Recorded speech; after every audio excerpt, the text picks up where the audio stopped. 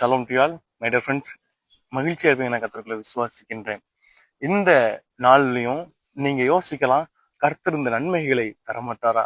நான் எவ்வளவு அதிகமா முயற்சி செய்கிறேன், எனக்கு ஆனா நான் செய்கிற வேலைகள் எனக்கு வாய்க்காமல் போய்விடுகிறது, என்னுடைய பிரயாசம் விருதாவாய் போய்விடுகிறது. ஒருவேளை நான் அநேகரை நன்மையாக தான் நல்ல விதத்துல தான் நடத்துகிறேன், ஆனா அவர்கள் என்னை நடத்துற விதம் வித்தியாசமாக இருக்கிறது. இப்படிப்பட்ட சூழ்நிலை கண்ணீரோடு கலங்கி இருக்கிற நம்மை பார்த்து தேவனாகிய கர்த்தர் இன்றைக்கு நினைப்புற்று என்ன அப்படின்னா, அவர் நமக்காக நம்முடைய நன்மைகளுக்காக மகா வைராக்கியம் கொண்டு இறங்கியிருக்கிறார். மகா வைராக்கியம் கொண்டு இறங்கியிருக்கிறார்.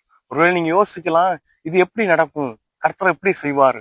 நீங்க புரிந்துகிற விதத்துல தேவன் செய்ய மாட்டார். ஏனென்றால் நாம் அறிந்த சூழ்நிலை நமக்கு எதிராக இல்லை.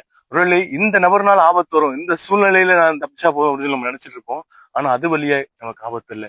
வேறு விதத்துல வருகிற ஆபத்துகள், நாம் அறியாத விதத்துல வருகிற ஆபத்துகள், நாம் அங்கே தெரிய ஒருவேளை நம்முடைய கண்களுக்கு மறைக்கப்பட்ட விதங்களில் வருகிற ஆபத்துகள் எல்லாவற்றிலும் இருந்து நம்மை பாதுகாப்பதற்காக தேவன் மகா வைராக்கியமா இறங்கி கொண்டிருக்கிறார்.